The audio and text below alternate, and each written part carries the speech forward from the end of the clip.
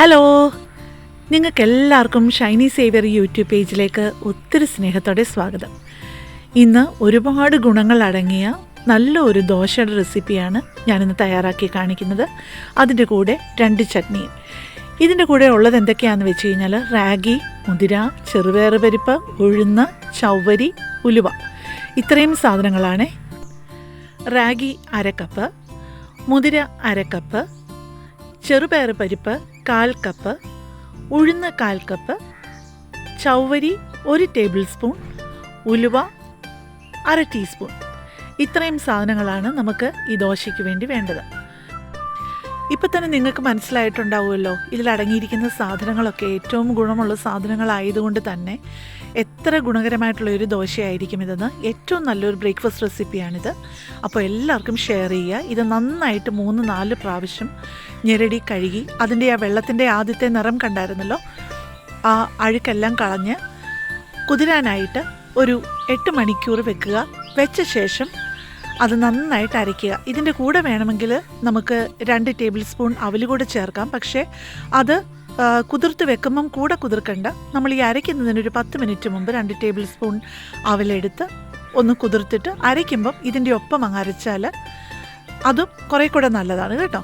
എൻ്റെ കയ്യിൽ ഇപ്പോൾ അവലില്ലായിരുന്നു, അതുകൊണ്ട് ചേർത്തില്ല എന്നുള്ളതേ ഉള്ളൂ. അപ്പോൾ കുറേ കൂടെ സോഫ്റ്റ് ആവും, ഇഡ്ഡലിയൊക്കെ കുറേ കൂടെ സോഫ്റ്റായിട്ട് കിട്ടും. അപ്പോൾ നമുക്ക് ഇത് ഒരു സാധാരണ 8 മണിക്കൂറാണല്ലോ നമ്മളൊരു ദോശ, 6 മണിക്കൂർ 8 മണിക്കൂറൊക്കെ ദോശ ബാറ്റർ വെച്ചാൽ മതി. പക്ഷേ ഇതെനിക്ക് പല പ്രാവശ്യം ഉണ്ടാക്കിയപ്പോഴും ഒരു 10 മണിക്കൂറോളം പുളിച്ച് പൊങ്ങാനായിട്ട് വേണ്ടി വന്നു.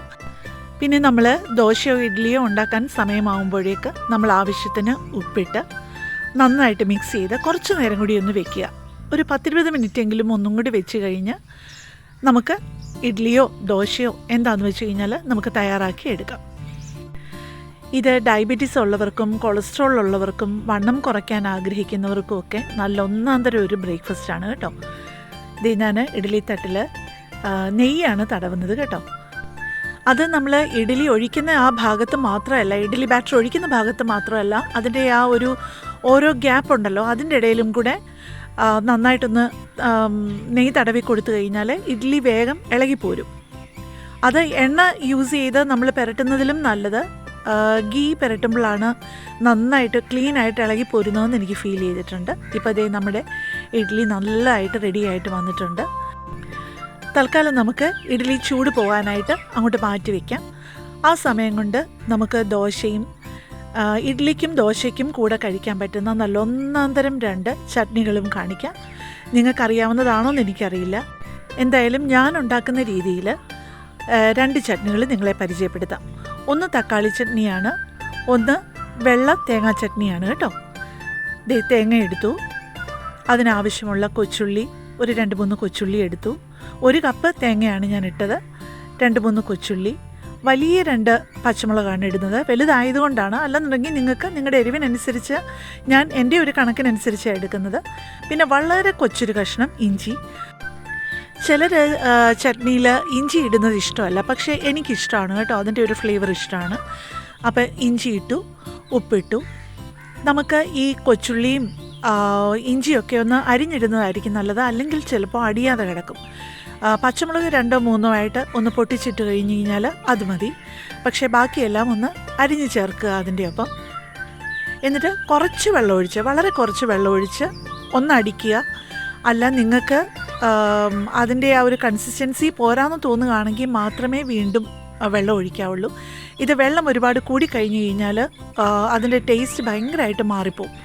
അപ്പോൾ കുറച്ച് വെള്ളം ഒഴിച്ച് കഴിഞ്ഞ് കഴിഞ്ഞിട്ട് ഞാൻ നിങ്ങളോട് അവസാനം പറയാം എന്തുമാത്രം വെള്ളം ചേർത്തു എന്നുള്ളത്. കറക്റ്റായിട്ട് ഞാൻ ഡിസ്ക്രിപ്ഷനിൽ എഴുതിയേക്കാം കേട്ടോ. എനിക്ക് അരച്ച് കഴിഞ്ഞ് കഴിഞ്ഞപ്പോഴേക്കും എരിവ് അത്ര പോരാന്ന് തോന്നിയതുകൊണ്ട് ഞാൻ 1 പച്ചമുളകും കൂടെ ഞാൻ അരിഞ്ഞ് ചേർത്തിട്ട് ഒന്നുകൂടെ ഒന്ന് അടിച്ചെടുത്തിട്ടുണ്ട്.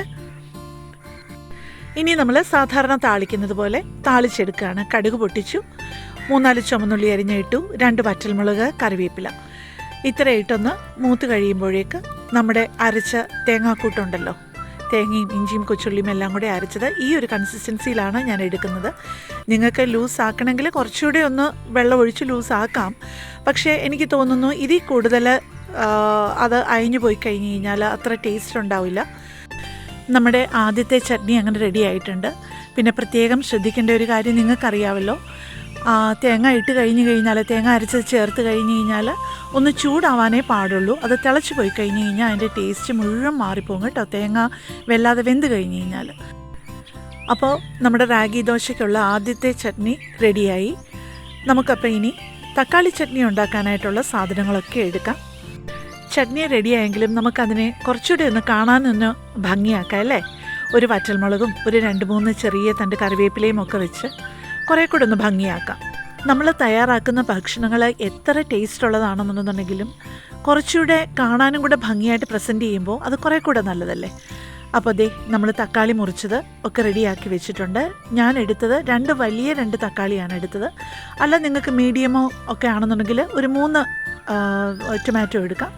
ഒരു വലിയ ഉള്ളിയുടെ പകുതി, ഒരു 8-10 കൊച്ചുള്ളി, 5-6 അല്ലി വെളുത്തുള്ളി, 2 തണ്ട് കറിവേപ്പില, കടുക്, കുറച്ച് ജീരകം, എണ്ണ, വറ്റൽമുളക്, ഇത്രയുമൊക്കെ സാധനങ്ങളാണ് നമുക്ക് ഈ തക്കാളി ചട്നിക്ക് വേണ്ടത് കേട്ടോ.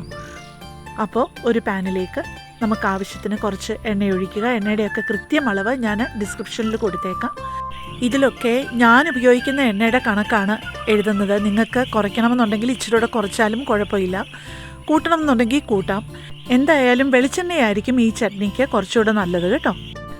ഇനി നമുക്ക് ചൂടായി കിടക്കുന്ന എണ്ണയിലോട്ട് നമ്മൾ എടുത്തു വെച്ചിരുന്നല്ലോ നേരത്തെ കുറച്ച്, ഒരു വലിയ ഉള്ളിയുടെ പകുതി, കുറച്ച് കൊച്ചുള്ളി, വെളുത്തുള്ളിയൊക്കെ എടുത്തു വെച്ചിരുന്നല്ലോ. ആ വലിയ ഉള്ളിയും അതിൻ്റെ ഒരു 1/4 ഭാഗം കൊച്ചുള്ളിയും വെളുത്തുള്ളിയും വറ്റൽമുളകും കൂടെ നമുക്ക് നന്നായിട്ട് ചൂടായി കിടക്കുന്ന എണ്ണയിലോട്ടിട്ട് ഒന്ന് വഴറ്റാം. അതിലോട്ട് ഒരു തണ്ട് കറിവേപ്പില, 1-2 തണ്ട് കറിവേപ്പില ആയാലും കുഴപ്പമൊന്നുമില്ല, അതിട്ട് നന്നായിട്ടൊന്ന് വഴറ്റി കഴിഞ്ഞിട്ട് അതിലേക്ക് നമ്മൾ കുഞ്ഞായിട്ട് മുറിച്ച് വെച്ചിരിക്കുന്ന തക്കാളി ഉണ്ടല്ലോ, ഉപ്പിടുക. ആദ്യം ഉപ്പിട്ട് കഴിഞ്ഞിട്ട് കൊച്ചായിട്ട് മുറിച്ച് വെച്ചിരിക്കുന്ന തക്കാളി ഇടുക. അതും നന്നായിട്ടൊന്ന് വഴറ്റി അതങ്ങ് സോഫ്റ്റ് ആക്കുക. അങ്ങ് ആ എണ്ണയിൽ കുറച്ച് കഴിയുമ്പോഴത്തേക്ക്, കുറച്ചായിട്ട് മുറിച്ച് കഴിഞ്ഞ് കഴിഞ്ഞാൽ എത്രയും വേഗം നമുക്ക് പെട്ടെന്ന് പണി തീരും, വേഗം വഴന്ന് കിട്ടും. ഉപ്പും കൂടെ ചേർക്കുന്നതുകൊണ്ട് അതിലേക്ക് കുറച്ച് മഞ്ഞൾപ്പൊടി കൂടെ ചേർത്ത് ഒന്നുകൂടെ ഒന്ന് വഴറ്റി അത് നമുക്കങ്ങ് ആറാനായിട്ട് വെക്കണം. മിക്സിയിൽ നമുക്കിതൊന്ന് അടിച്ചെടുക്കാനുള്ളതാണ്. അപ്പോൾ അത് നന്നായിട്ട് ചൂടാറിയ ശേഷം മാത്രം മിക്സിയിലിട്ട് നന്നായിട്ടൊന്ന് അടിച്ചെടുക്കാം. അപ്പോഴേക്ക് നമുക്ക് ദോശ ഉണ്ടാക്കാം. നിങ്ങൾക്കറിയാമല്ലോ, ഈ മുതിര എന്ന് പറയുന്ന ഹോസ് ഗ്രാം, അതിൽ protein, calcium, minerals, antioxidants, fibre, phosphorus, അയണൊക്കെ ഒരുപാട് അടങ്ങിയിട്ടുള്ളത് കൊണ്ട് തന്നെ ഡയബറ്റിക് പേഷ്യൻസിനും കൊളസ്ട്രോൾ ഉള്ളവർക്കുമൊക്കെ ഇത് വളരെ നല്ലതാണ്. പിന്നെ ചെറുപയറാണെന്നുണ്ടെങ്കിലും നിങ്ങൾക്കറിയാം, manganese, protein, potassium, magnesium, copper, zinc, vitamin B ഒക്കെ ഒരുപാട് അടങ്ങിയിട്ടുള്ളത് കൊണ്ട് നമ്മുടെ ശരീരത്തിന്, മുതിർന്നവർക്കായാലും ചെറിയ പ്രായം കുറഞ്ഞവർക്കായാലും ഒരുപാട് നല്ലൊരു ബ്രേക്ക്ഫാസ്റ്റ് ആയിരിക്കും ഇത്. പിന്നെ റാഗിയിലാണെന്നുണ്ടെന്നുണ്ടെങ്കിൽ മറ്റ് ഗ്രെയിൻസിനെക്കാട്ടിൽ ഏറ്റവും കൂടുതൽ മിനറൽസൊക്കെ അടങ്ങിയിട്ടുണ്ട്. പിന്നെ കാൽഷ്യം, പൊട്ടാഷ്യം അതൊക്കെ ഒരുപാട് ഉണ്ട് റാഗിയിൽ. പിന്നെ ഫാറ്റ് കുറഞ്ഞതുകൊണ്ട് തന്നെ വേഗം ദഹിക്കുകയും ചെയ്യും. അപ്പം നിങ്ങൾക്കറിയാമല്ലോ എത്ര നല്ല ഒരു ബ്രേക്ക്ഫാസ്റ്റ് ആയിരുന്നു. അതുകൊണ്ട് തന്നെ നിങ്ങൾക്ക് ഈ ഒരു വീഡിയോ പറ്റുന്നത്രയും ഷെയർ ചെയ്യുക. എല്ലാവർക്കും അത് വളരെ പ്രയോജനമാകുമെന്നുള്ളത് ഉറപ്പാണ്. അപ്പം നമ്മളുടെ തക്കാളി വഴറ്റിയതൊക്കെ ചൂടാറി മിക്സിയിൽ അടിച്ചെടുത്ത് കൊണ്ടുവന്നു. നമ്മൾ ആ തക്കാളി വഴറ്റിയ എണ്ണയിൽ തന്നെ ബാക്കി കുറച്ച് എണ്ണയിൽ കടുകൊക്കെ ഇട്ട് ജീരകമിട്ട് ഒന്ന് താളിച്ചു. അതിനുശേഷം കൊച്ചുള്ളി കുഞ്ഞായിട്ട് അരിഞ്ഞത്, വറ്റൽമുളക് പൊട്ടിച്ചത്, കറിവേപ്പില എല്ലാം കൂടി ഇട്ട് നമ്മൾ സാധാരണ താളിക്കുന്നത് പോലെ താളിക്കുക. അതിലേക്ക് നമ്മൾ മിക്സിയിൽ അടിച്ചെടുത്ത ആ ഒരു തക്കാളിക്കൂട്ടുണ്ടല്ലോ, അത് ഇതിലേക്ക് ചേർത്ത് കുറച്ച് നേരം ഒന്ന് വഴറ്റുക. നമ്മളത് വെന്തതാണ്, ആദ്യമേ തന്നെ വഴറ്റിയതായതുകൊണ്ട് അതിൻ്റെ പച്ചച്ചവയൊന്നും ഉണ്ടാവില്ല. എന്നാലും അത് കുറച്ചുകൂടി ഒന്ന് വഴറ്റുമ്പോഴാണ് അതിന് കുറേ കൂടെ സ്വാദ് വരുന്നത്. അപ്പോൾ നമ്മുടെ റാഗി ദോശയുടെ കൂടെ ഇഡ്ലിയുടെ കൂടെയും കഴിക്കാനുള്ള കോക്കനട്ട് ചട്നിയും ടൊമാറ്റോ ചട്നിയും റെഡിയായി കഴിഞ്ഞു. നിങ്ങൾക്ക് രണ്ടും ഇഷ്ടപ്പെട്ടു, ഒരുപാട് പ്രയോജനം ചെയ്തു എന്ന് തന്നെയാണ് എൻ്റെ വിശ്വാസം. നിങ്ങളിത് ഇഷ്ടപ്പെട്ടു, പ്രയോജനം ചെയ്തു എന്നുണ്ടെന്നുണ്ടെങ്കിൽ എല്ലാവർക്കും ഷെയർ ചെയ്ത് കൊടുക്കുക. അത് തന്നെയല്ല, നിങ്ങളും അത് വീട്ടിൽ പരീക്ഷിച്ച് നോക്കണം. അതൊരിക്കലും ഇഷ്ടപ്പെടാതിരിക്കത്തില്ല. നിങ്ങളപ്പോൾ തന്നിരിക്കുന്ന അളവുകളൊന്നും തെറ്റിക്കാതെ പറഞ്ഞിരിക്കുന്ന അതേ രീതിയിൽ ഈ പറഞ്ഞിരിക്കുന്ന സാധനങ്ങളെല്ലാം ചേർത്തുണ്ടാക്കിയാൽ ടേസ്റ്റിനെക്കാട്ടിൽ നമ്മളിപ്പം എല്ലാവരും ഹെൽത്താണല്ലോ നോക്കുന്നത്. ഒരുപാട് അസുഖങ്ങൾ, പേരറിയാത്ത അസുഖങ്ങൾ പോലും ഇപ്പോൾ ഉള്ള സമയത്ത് നമ്മളെക്കൊണ്ട് പറ്റുന്ന രീതിയിൽ മാക്സിമം നമ്മുടെ ഹെൽത്തിന് വേണ്ടിയിട്ട് നമ്മൾ ശ്രമിക്കുക. എനിക്കറിയാവുന്ന ഒരു ഹെൽത്തി ബ്രേക്ക്ഫാസ്റ്റ് റെസിപ്പി ഞാൻ നിങ്ങൾക്ക് വേണ്ടി ഷെയർ ചെയ്തു എന്നുള്ളത് കൊണ്ട് ഒത്തിരി സന്തോഷവും തൃപ്തിയുമുണ്ട്. Thank you.